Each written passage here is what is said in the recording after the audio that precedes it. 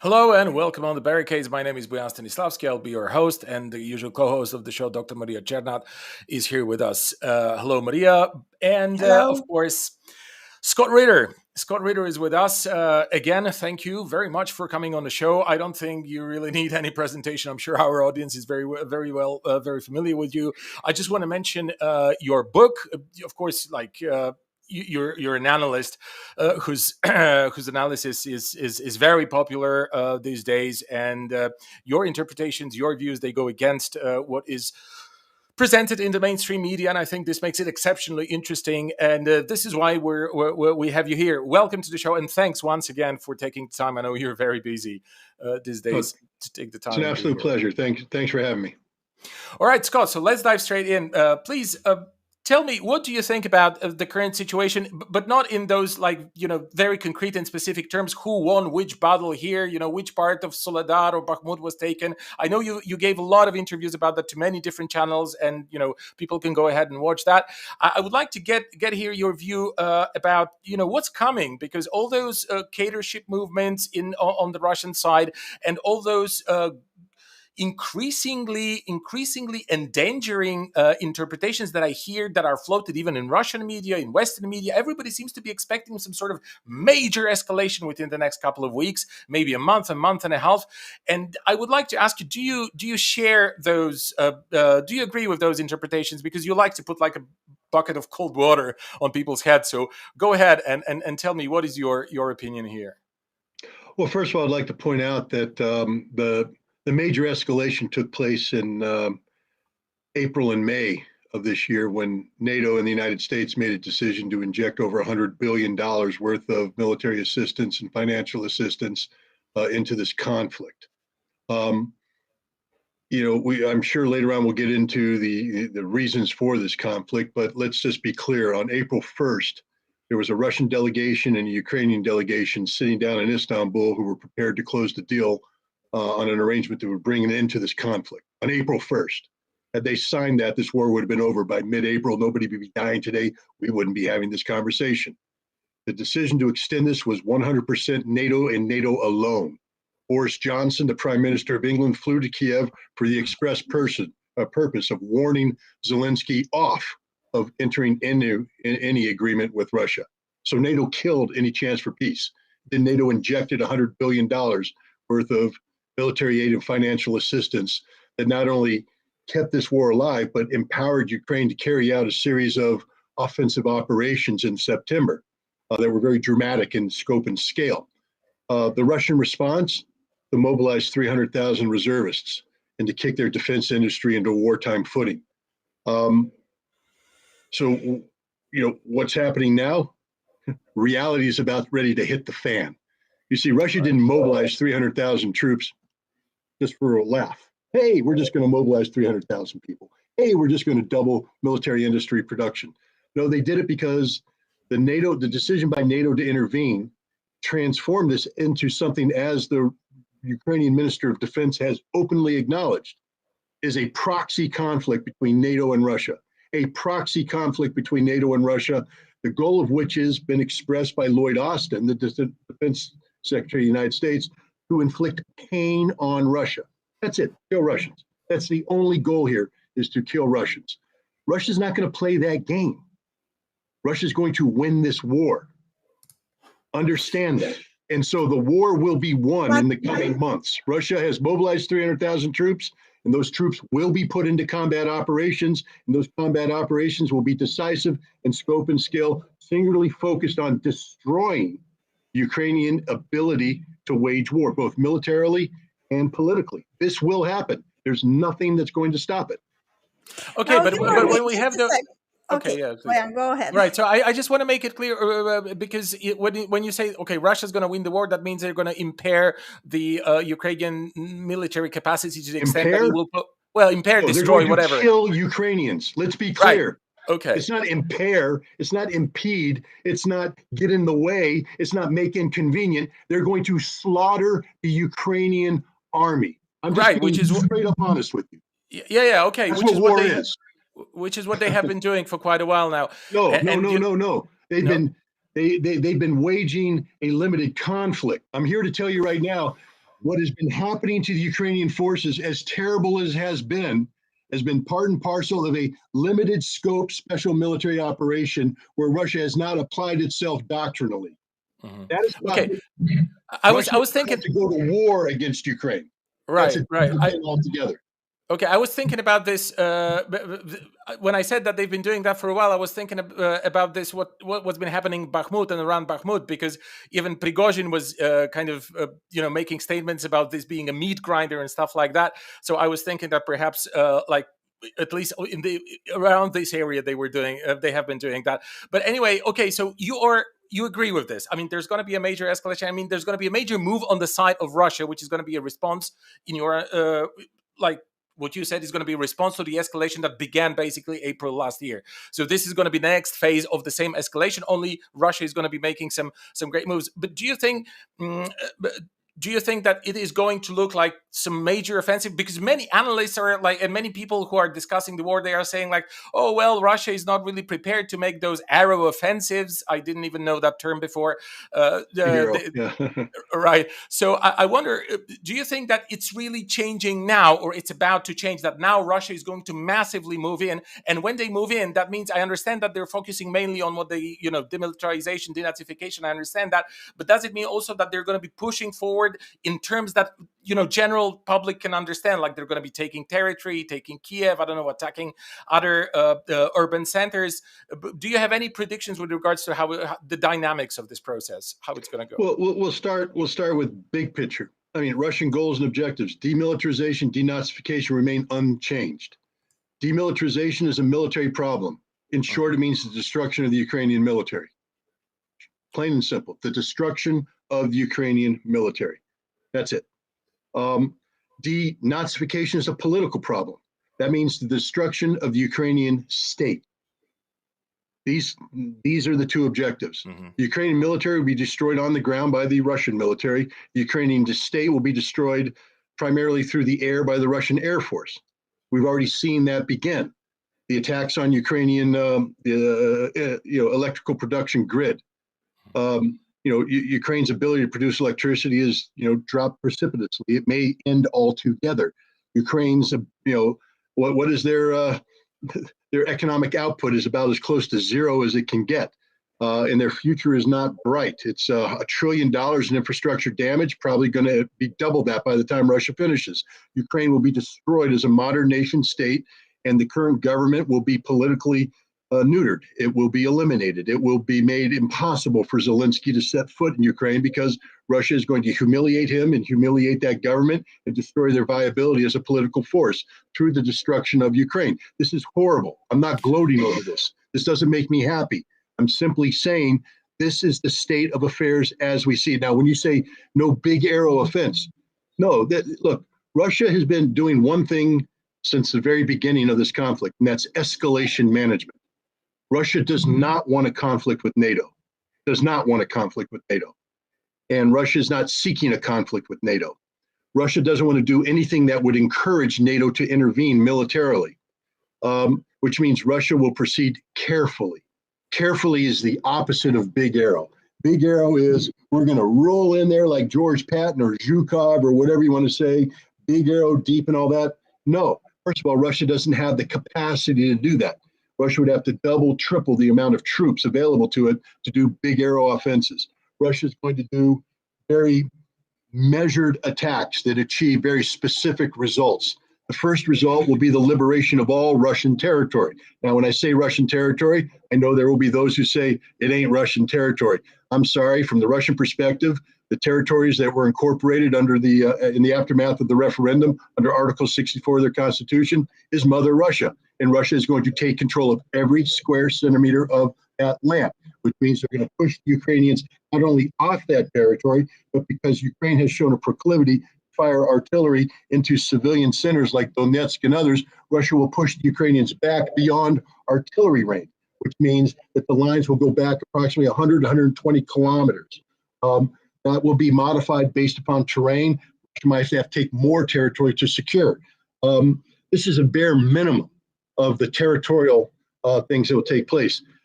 Russia may also opt to acquire new territories such as Kharkov, the Oblast of Kharkov, and make it part of Mother Russia through a referendum process as well. Again, Vladimir Putin made a statement the other day that everybody needs to pay attention to, that Russia will protect the interests of the Russian people around the world. He will guarantee their right to speak their language, to worship the way they want to worship, to live as Russians. And if people aren't willing to let them live as Russians, then Russia will help them live as Russians. So that doesn't bode well for parts of Ukraine where there are ethnic Russian majorities, and those ethnic Russians feel that they have been oppressed by the Zelensky government. And it's not theoretical. I mean, Arestovich, the advisor to the Ukrainian president, resigned yesterday because he gave a remarkably open interview to the Ukrainian media where he was horribly critical of the Ukrainian government's policy towards ethnic Russians. He said, "What do you expect them to do?" And he's right. What do you expect them to do for once, he said something. Yes. For once, he said something right, and now he's on the Mirotvorets hit list next to me. I'm very proud to have him on the list. But I'm joking. But my point is that Russia has been pushed into a corner, and there's an old saying that Russians are slow to harness but fast to ride. I mean, it takes them time to get going, but once they get going, they're off. And the world is about to find out what happens when you harness Russia and Russia starts to go off. It's going to be a completely different thing. And Russia's setting the stage not just militarily, but politically as well. Look at the absolute divorce that's taking place between Russia and the European Union, the European Commission. Russia is saying none of the treaty arrangements that exist with Europe are in effect anymore. We are done with Europe. We don't care about Europe. Europe doesn't matter. We are a sovereign state, and we will handle everything based upon the notion of national sovereignty. That's an absolute divorce from the direction Russia was going previously, where they were making a good faith effort to incorporate themselves in the West. That day's done. And that also triggers a new political reality in Russia, where any Western analyst who's trying to assess what Russia's up to, which direction Russia's going to, has to delete all previous analytical patterns because they don't apply anymore. Russia's not trying to be a part of the West anymore. Russia doesn't care about the West anymore. And this is a huge game changer. I want to say now that I read, just humor me, because I read some interesting articles today in Deutsche Welle, and they said that Ukraine is going to get important military equipment like Leopard tanks from the Germans, but that they said that they are going to give like 10. And how is this going to be a game changer? Because the title of the article was very bombastic, and it was presented in a way like this equipment is going to provide Ukrainians with enough power to win the war, basically. And with 10 tanks, even for me, that I'm not a military expert, how are you going to win this conflict with 10? Are these tanks so powerful? Are they from a sci-fi movie? What's going on here? First of all, you need to understand that the Leopard tank is not a new tank. It's an old tank. It's been around for a while. Also understand that the Leopard tank has been provided to Turkey. Turkey has employed these tanks in Syria, and ISIS has shown a really clever ability to destroy these tanks. So they're not, some sci-fi magical weapon that's going to roll in and all Russian ammunition bounces off of it as it roars through the Russians, tearing everything to a side. The Leopard tanks, when they arrive on the battlefield, will be destroyed piecemeal. Why? One, tanks is just a weapon. It's a hunk of steel with an engine in it and a gun. You have to put human beings in that tank. And those human beings have to know how to operate this tank. And taking some Ukrainians who are used to operating a T-64 modified version and suddenly saying you're now Leopard crewmen is absurd. It's a completely different system you're dealing with. The other thing is maintenance. Leopard tanks are very difficult to maintain. So when they break, normally if you have a German tank or a German unit or a NATO unit, and the tank breaks down, you have a maintenance unit right there that's trained to come in, drop the transmission, replace the transmission, fix it up and go. Now in Ukraine, in intense combat environment where things break at a higher rate, these tanks are going to break down, and then what happens? Because a tank that can't move is a coffin. And so Germany's going to be giving Ukraine a bunch of coffins. Don't know how to use them. Tanks by themselves are moving coffins. They have to be employed in a combined arms environment where you have infantry fighting vehicles, you have artillery support, air support of doing it. Without that, the tank just becomes a moving coffin, as I already said. And it's not just the Germans that are a joke. The British are going to provide 14, let's count them, 14 Challenger 2 tanks, as if that's going to change the outcome of anything. Meanwhile, Russia's bringing 600, 800, 1,000, 1,200 tanks. I mean, it's not even this is a joke, and it's a tragic joke because all this is doing is guaranteeing that thousands more Ukrainians are going to lose their lives. That's all this guarantees. And of course, and it just brings the end of the Ukrainian state, as you put it, closer and closer. And and it's even probably going to be, I don't know, maybe more brutal because of those constant shipping of weapons or whatever, like whatever their quality on the battlefield would be, whether they would be coffins or whatever. It just prolongs, extends it all, and makes it more bloody. But I want to ask. I think it's a very important topic. The question of the future Ukrainian state, if there is going to be any, because it's very difficult to guess. For me, at least, it's very difficult to guess where is what's the end game here. I mean, because we're obviously facing a partitioning of Ukraine. That's the least of all the concepts that I can, observe here. But when I read the forums of the Ukrainians who live in Poland now, because I'm based in Poland, I'm coming to you from Warsaw, and there are plenty of Ukrainians. I mean, my whole district of Warsaw, where I live in the east, I mean, everybody speaks Russian here, and the Polish they put all the signs in Ukrainian as if every Ukrainian speaks Ukrainian, or it's like trying to Ukrainify them by force a little bit. But you see, they have their own Telegram channels, they have their own open forums on Facebook, other media platforms like that. And the interesting thing about it is that they're discussing it. They're thinking, okay, what's going to happen? Because many of them, by the way, they say they're going to go back. Once the war is over, they want to go back, regardless of whether it's going to be Russia or Ukraine, because they don't care about what kind of passport they're going to be having, what kind of idea they're going to be having in their pocket. They just want to go back to their home. And that's one thing. But there is, of course, a group of people who come from this Western Ukraine, and they are very reluctant, to go back to anything that has anything to do with Russia. And, even those more pro-Russian, so to say, emigration circles, they also admit those people from Western Ukraine, they deserve some kind of solution. And where is it? And they're even digging in history, trying to figure out if there is any traditions for some kind of Western Ukrainian statehood. And some of them go back to the 18th century, the Kingdom of Galicia, Lodomeria, and so on and so forth. And and they go like, oh, maybe we should reestablish this. And I understand for some people it's a joke, for some people it's a real prospect because they want to go back home somewhere.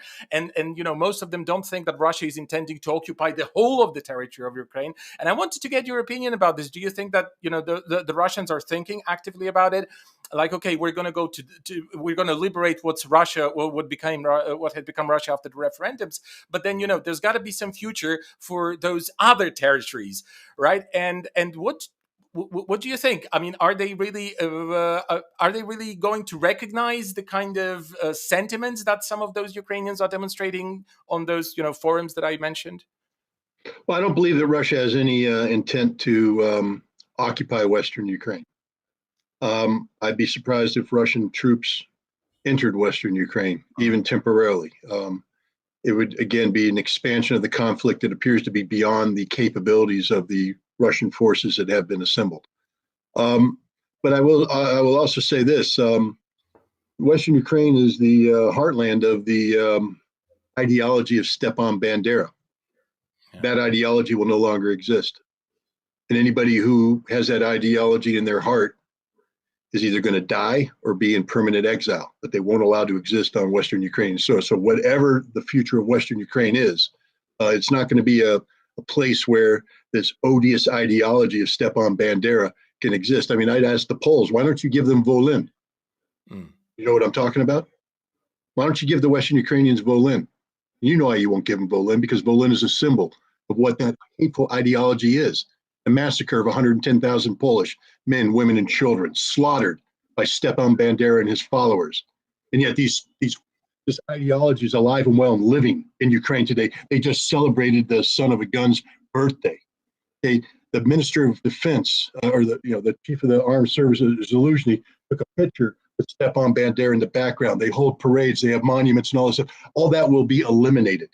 That will not be allowed to exist. The hateful neo-Nazi ideology of Stepan Bandera will be stamped out once and for all, either by Russia or by whatever government takes the place of Zelensky. There will be no Zelensky government. The Russians have said he is a neo-Nazi supporting government. It is a Nazi government. It is gone. It is finished. Zelensky's done. So whatever the future of Ukraine will be, it will be somebody other than Zelensky. There's some thought that Zaluzhny, the general, might be a guy. The Russians, even though they have every reason not to like this guy, have been saying nice things about him, calling him a man of honor, a man who, a warrior, a man who has fought honorably. And so when you say things like that, that means you can sit across the table from him and come up with the terms of surrender for Ukraine. So I think I think anybody who thinks that they're going to go into Western Ukraine and have some sort of independence and freedom and whatever, I think they're just misguided. Russia will never allow that. Russia's not going to say again. What are they going to do, for instance? Because my fear is that, okay, they win this territory where they have the majority of population is Russian. So then you have the Western Ukraine joining NATO and beginning all over again with this ideology. What are they going to do to prevent it? Because if it's in the people's heads, then it's very difficult to control it. Well, first of all, Western Ukraine won't join NATO. What's going to happen, I believe, is that after the Russian offensive takes care of the north and liberates the territories and pushes back, they're going to pivot south. And they're going to pause. I call it the Odessa pause. And they will pause before they move on towards Odessa, and they're going to give Ukraine a chance to surrender at that point. They're going to say, here are the terms of surrender. They're going to be harsh, but in exchange for accepting this, we will allow you to keep Odessa. And by keeping Odessa, that gives Ukraine access to the sea, economic viability. They can survive as a nation state. At that point in time, I would anticipate the Ukrainian military, recognizing the inevitability of defeat, will make a move to remove Zelensky and put somebody in front of the Russians to accept this deal. If that doesn't happen, then Russia moves in, takes Odessa, links up with Transnistria, and now we have the totality of what they call Southern Russia and Novaya Russia. And it will be Russia forever. It will never go back. But Russia will never allow Western Ukraine to be independent. The Belarusians won't allow it. And it won't be part of NATO. Sure. I wonder whether perhaps this could be also whether this could be positive that people who have emigrated from Ukraine to Poland and to many other European states are actually floating this idea of having some kind of digging to some kind of historical traditions of their of this Western Ukrainian statehood, which dates back from before Stepan Bandera. That's what they're saying. That might look. Russia is a big proponent of self-determination. They better be, because they just used that argument to hold referendum. So I don't think that it's intellectually inconsistent if one of the solutions was for a post-conflict Western Ukrainian state to be formed based upon the concept of the self-determination. But that Western Ukrainian state would have to be complete. Let me just put it this way: if you're supportive of Stepan Bandera, you're either going to die, be imprisoned, or go into permanent exile. You will not reside in Western Ukraine. That's just the Russians cannot allow that to happen, because as Maria just hinted, if it does happen, then you get this cancerous tumor in the middle of Europe that's just going to fester and be poisonous, and it's going to be. And remember, Poland has no reason to love a Bandera Western Ukrainian state. No one has a reason to love this. It would be literally a hateful regime that would generate political violence everywhere. So Russia, having sacrificed so much to achieve what I believe is going to be this victory, can't allow that to happen. They'll be willing to sacrifice more to destroy this. But one solution may be, whatever remains of Ukraine be given the ability for self-determination, because I have a funny feeling that Western Ukraine is not going to want to be subordinate to a Kievian rump state, which is all that's going to be left of Ukraine once Russia takes over things. So, And I'm also thinking that it can prevent, like, this is of course a bit of a political fiction here, but that's my hypothesis, that if there is a trend in place for some kind of self-determination which is not linked to Stepan Bandera and all this Nazi nonsense, then I think could also be healthy for the people of Western Ukraine, in a sense that it will send a signal to Russia, to the West, to everyone, that look, we don't want to have to do with this. We don't want to be, a place which basically breeds Nazi ideology and things like that. That we want to be something else. And I think it could not only prevent Russia from sort of stepping in massively, if it would at all, but it could also prevent maybe some kind of weird moves from the side of NATO, like, I don't know, maybe Poland intervening, Romania intervening at the behest of. I think NATO. I know Poland understands this. I hope Poland understands this. That if they intervene in Western Ukraine, every Polish soldier that enters Western Ukraine will be dead. Yeah. I hope they understand that there's no chance of success. Lukashenko has made it clear that Belarus does not want to be involved in this conflict. Belarusian troops will not enter Ukraine unless Ukraine either invades Belarus or Poland moves into Western Ukraine. That the red line is Polish occupation of Western Ukraine. Then Belarus, and now they have a powerful joint military grouping of forces that's more than capable of defeating anything Poland could put on the ground. So I hope Poland got that signal. Here's the other thing too. When we say self-determination for Western Ukraine, understand this: it isn't really self-determination. Why do I say that? Because Russia's not going to leave any outcome up for grabs. It will be a dictated outcome. Because there will be a lot of political constraints put in place. For instance, constitutional requirement to ban banderism, permanent neutrality, and things of that nature. And so it's not as though the Western Ukrainian people are going to be able to come in and say, this is what we want. It's going to be them applying to a Russian victor saying, we request that you give us this. It's that sort of thing, because Russia's not going to take. This is a war that, for it to be anything other than a Russian defeat, has to result in a decisive Russian victory. Because, look, Russia's objectives were well defined before this war: a new European security framework. That's all they wanted: a new European security framework that kept Ukraine neutral and pushed NATO back, not politically, but in terms of infrastructure, back to 1997 lines. That means Poland and Romania have to get rid of these American air defense systems, missile defense systems, which are now offensive missile launchers. If they don't want to, then Russia's already shown what it's going to do. They're not going to invade. But Russia, for instance, Finland wants to join NATO. Russia just is building a massive group of forces up in Karelia. Poland wants to play games with, having its aircraft to be qualified for nuclear delivery. Nuclear weapons are now in Belarus and Kaliningrad. So Russia will escalate this as far as it needs to be escalated. And at some point in time, I believe Europe is going to fracture into two groups. I'll call it Old Europe, which is France, Germany, and others, who are going to say, we need to find a way to peacefully coexist with Russia. We saw the Dutch prime minister say that at Davos the other day. Okay, that is the trend. Then there's New Europe. And this is the Baltics, Poland, Czech, Romania. And they're going to say, no, we need to be more proactive against the Russian threat. But the problem is, once you strip away old Europe from New Europe can't stand on its own 2 feet. If Poland thinks they can take on Russia alone, I'd like to know what drug they're taking. I'd like to have some of that, because it's a heck of an hallucination. By the way, very, very good question. Very good question, because I've asked myself the very same question actually when I heard yesterday or the day before yesterday the Polish president Andrzej Duda speaking to Davos, saying that Russia cannot be led to win this war. And I was asking myself the question, like, what is Poland intending to do in order to prevent Russia to actually, win that Yeah. war? And since when? Since when is Poland deciding such things? Like, which war is Russia going to win? And he said it with such a with such a confidence and arrogance and all the rest of it. You're kind of thinking, yeah, I mean, he's not all right in his head.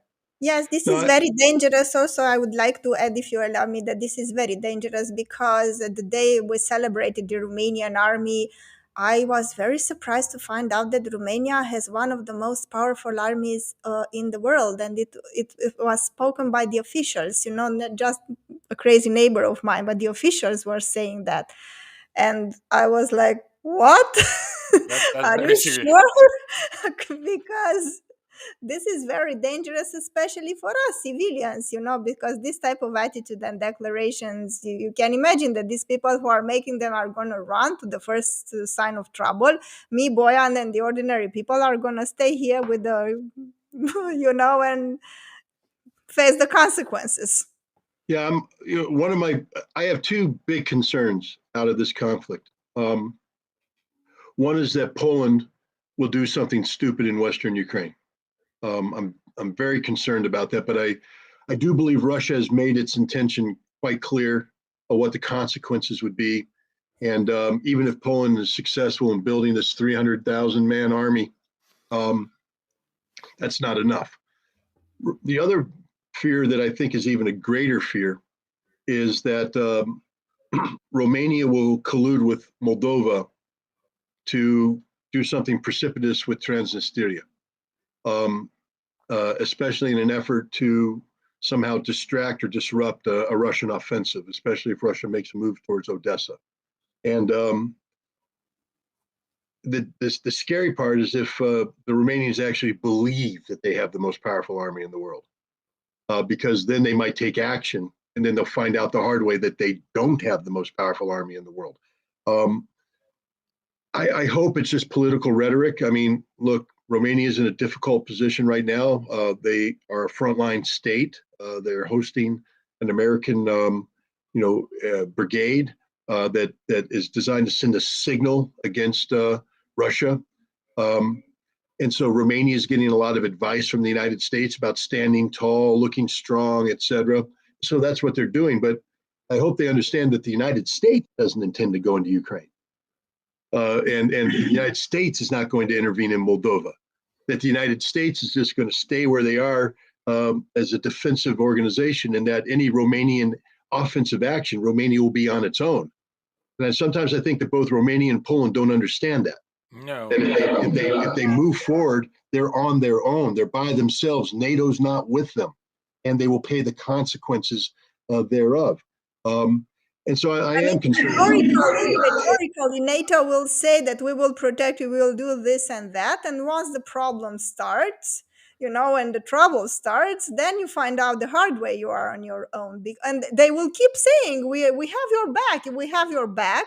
And in And, reality, they will not do anything and to. if I may just add here, because Poland's been in a situation like that before. It was in April and through the summer of 1939. The British were tapping Poland on the back, saying like, "Yeah, yeah, go for war. Yeah, absolutely, no problem. If Hitler attacks you, we have your back."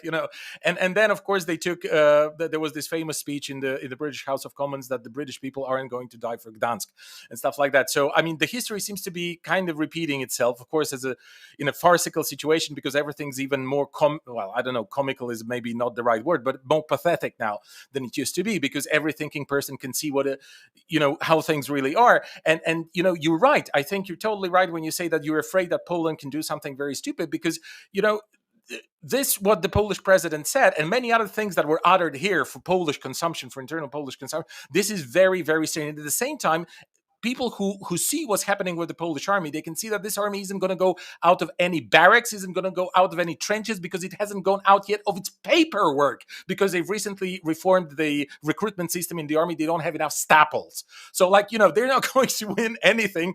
And if they go there, they're just going to jump into the meat grinder of history like they did in 1939. So, this is just a kind of very, very strange self-perpetuating mechanism. And they believe they're great. They believe they're great. Yeah. Oh, well, I mean, every nation believes they're great. And I Not have no us, problem. not us. I don't believe Not my us. nation is Not great. Romania. Okay. Well, I'll say this. I'm not going to pretend that Vladimir Putin walks on water or that he's the perfect this, that, and the other thing. I think he's been the best president Russia could ever hope for. Pull him out of the 1990s, the horrific situation that exists in the 90s after a decade of corruption of Boris Yeltsin. He's brought Russia, he has Russia standing on its own 2 feet. He's reinvigorated Russia's economy. He's brought pride back into Russia. But he's also a realist. And Russia has, again, the escalation management of this conflict has been outstanding. And what I mean by that is, look at the patience of Russia. When they mobilized, what's the the first thing they did is stabilize the front lines along in eastern Ukraine, because the Ukrainians took back Kharkov, they took back the right bank of Kherson, and this was problematic. So the Russians stabilized it. The next thing they did is build up the forces in Belarus. Why? If your main focus of military effort is going to be eastern Ukraine, why would you build up your forces in Belarus? And the answer is to preempt any Polish stupidity. They're creating a mission impossible for Poland. They're expending a tremendous amount of military resources that could be better used in eastern Ukraine if you were singularly focused on that, to have that position in place, not to use them, but to have as a force in readiness in case Poland does something. So that's called escalation management, and they've done a very good job of that. Now they're building up the rest of their forces in eastern Ukraine, and just based upon two things. One, Russia's holding an exercise with the Belarusian military right now that's scheduled to end on February 1st. It's an exercise designed to ensure that the totality of the forces are combat ready. Two, the head of the defense mobilization, I forget his name in Russia, but he just issued a statement that said basically everything has to be in place by February. So that tells me that this offensive, Russia's not going to launch an offensive in the east until the military group of forces in Belarus has been certified as combat ready.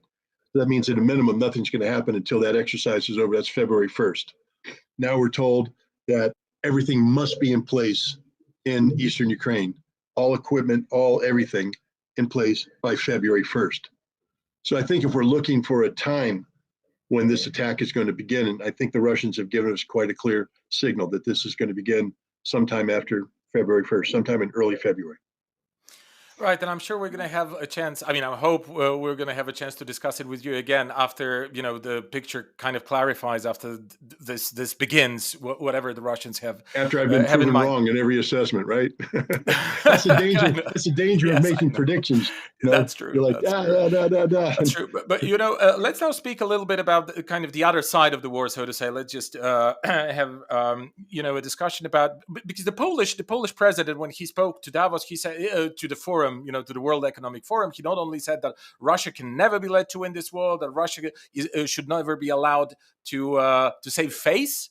Even that, like, so that's a very strange concept. Like, I mean, you really want to give them the message that we're going to kill you, we're going to eat you alive unless you defend yourself. I mean, this is a very, very strange strategy to kind of weaken somehow the Russian morale. What they're doing is they're consolidating and strengthening it this way. But also he said that every war criminal must be put to international, court, justice, and all the rest of it. Which I thought, like, okay, I mean, of course, if any war crimes are proven, then of course every war criminal who ordered or supervised them or oversaw them, that they have to be prosecuted and they have to be taken to some kind of international tribunal. But I think, what, the list is long. Before we get to the Ukrainians, Russians, and stuff like that, what about all the people who have been involved in American wars or American provoked wars, like Iraq?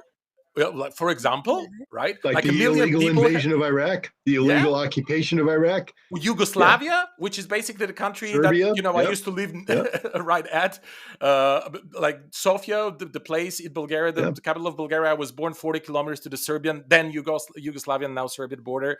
So the list is really long. And I wonder, like, how long is this going to take? I mean, how long is this hypocrisy going to be fueled with all those increasingly weird and pathetic statements?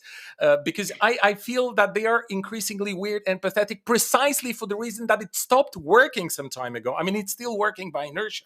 Many people in the world believe that Russia is the utmost evil and so on and so forth.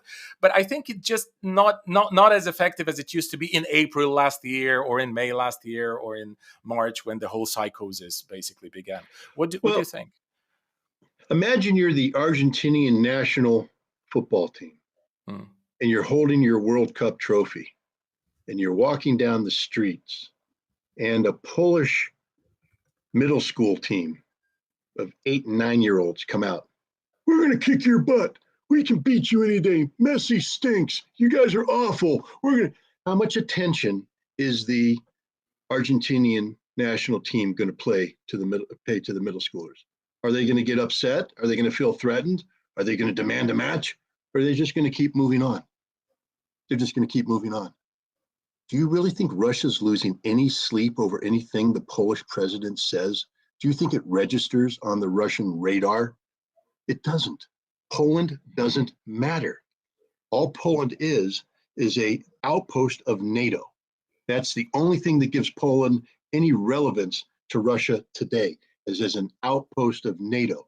And NATO's made it clear that NATO doesn't intend to put any boots on the ground. NATO has been, butting their heads up against red lines from day one in terms of equipment and all this stuff. And we see them now, I mean, with this ridiculous talk of Leopard tanks and, Marder, Bradley, Warrior fighting vehicles, Challenger 2 tanks, Patriot missiles. This is a huge escalation. When the defense minister of Ukraine acknowledges that he is nothing other than a proxy of NATO, whose job is to arm him so he can go and kill Russians, that literally makes NATO a party to the conflict. And if Russia wanted to, under international law, I just want to remind everybody of this, in Poland and in Romania, if you allow heavy material to transit your borders, knowing that its intent is to go into Ukraine, if you allow training to take out, you are a party to the conflict. Russia legally right now can blow you off the map. Russia's not going to, because Russia doesn't want a war with NATO. But understand, when people talk about international law and the laws of war and all this stuff, Poland, Romania, Germany, Netherlands, everybody providing assistance is a party to this conflict legally, and they can be bombed legally. I will tell you this, the United States would never allow this to happen. Okay, if Russia was the United States and it was fighting a war in Ukraine and Poland was allowing weapons to transit and move in, we would blow Poland off the face of the map. We would bomb every site in Poland where material was coming in, because that is what you have to do. If I were a military planner, I would be begging for the opportunity to take every Polish site off the map, because you're an enemy of mine now. You're not my friend. You're an enemy. You're an active participant in the conflict. People need to understand that. Now we come down to, you talk about war crimes. One of the differences between today and, say, May, June, is that we have 3 really, really critical confessions that have been made. Confessions that change everything.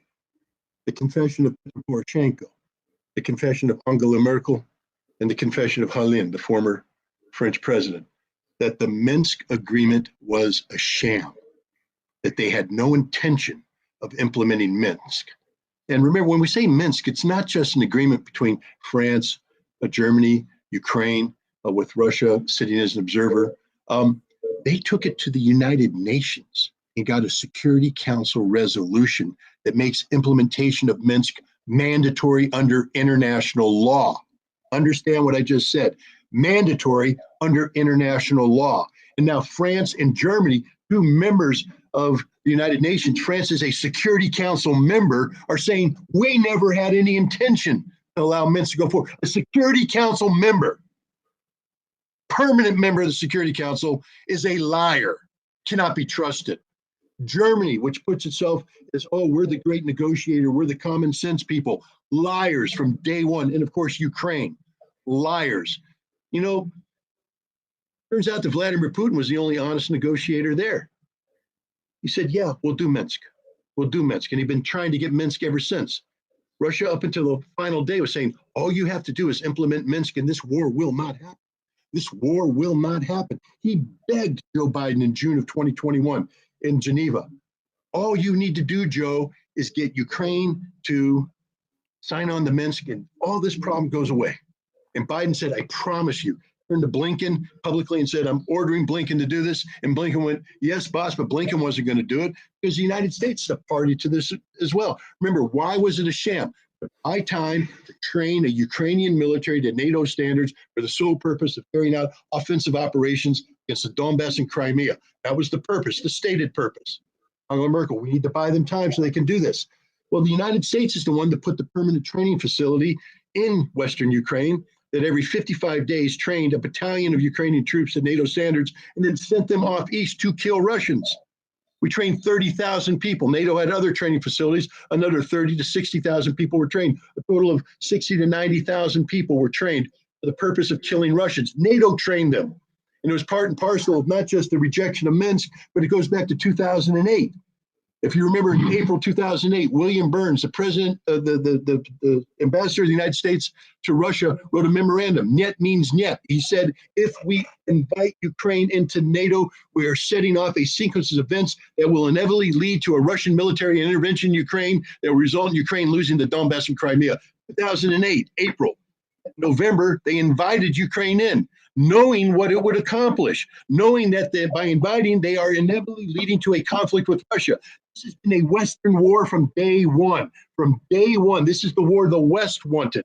This is the war the West said will occur in 2008. This is a war that the West prepared for since 2014 by rejecting the only pathway to peace, which was the Minsk Accords.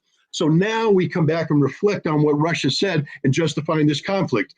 Preemptive collective self-defense under Article 51 of the United Nations Charter. Russia's case is 100% cognizable. Russia didn't carry out a precipitous war of aggression, unprovoked war of aggression. Russia was provoked every step of the way by NATO, by Ukraine, by Germany, by France, by the United States. They had no choice. Russia exhausted every venue short of war to prevent a war. They sought the Minsk Accords up until the very end. They put draft treaties on the table or a new European security framework. They did everything but get on their knees and beg for this not to happen. And only when Ukraine began to mass these NATO-trained troops in eastern Ukraine for an offensive that was scheduled to begin in April or March, did Russia launch its special military operation. And even then, the special military operation was limited in scope and scale. Another fatal mistake on the part of Russia. The first fatal mistake, Putin has acknowledged. He should never have signed on to the Minsk Accords. He now has apologized for that. He said it's a mistake. Why? Because when the Minsk Accords were signed, Russia had surrounded 10,000 Ukrainian troops in Donetsk, and they were going to annihilate them. And that would terminate this whole problem. Reverse Kiev, reverse Maidan, change everything. But he was convinced by Hollande and Minsk and Merkel not to do it. He said that was a mistake. He'll never do that again. And then the second mistake was the special military operation. They should have gone in whole hog. Instead, they went in, soft. They went in under, some misguided intelligence. They went under some misguided planning assumptions, and they were wrong. The Ukrainians not only weren't going to surrender, they were going to fight. And then they didn't believe that NATO would intervene the way they did. So Russia made a series of mistakes. Russia's out of the mistake business right now. This is why when I laugh, and believe me, I'm somebody who believes in peace. I know, Maria, you don't believe that, but I do believe in peace. I want peace. I don't want people to die.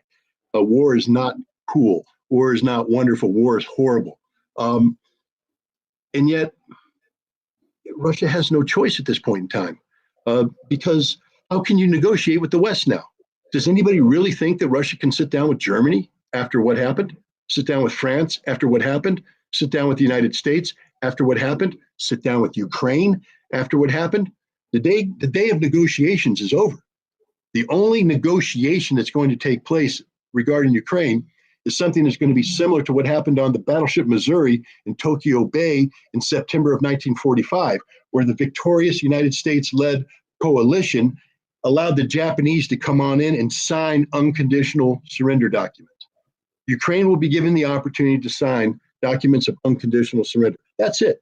Anybody who thinks that somehow this is going to end in a negotiated settlement is fooling themselves. Russia's out of the negotiation business. Well, Yeah, I just wanna ask this because like vis-a-vis are we everything you going just to said. have a second segment, or are we going No, I to? think we should just go ahead and continue with this because I Okay, think it's very interesting because vis-a-vis what everything that Scott just said about like the sham of the Minsk agreements and so on and so forth. They still keep portraying Russia as the utmost evil, as like they are the evil force. They keep lying. They keep doing all those cruel things and stuff like that, as if they are the kind. They also keep repeating that it's an unprovoked war. By the way, Caitlin Johnson wrote a very good commentary saying that you're not an adult person if you keep repeating that it's an unprovoked war.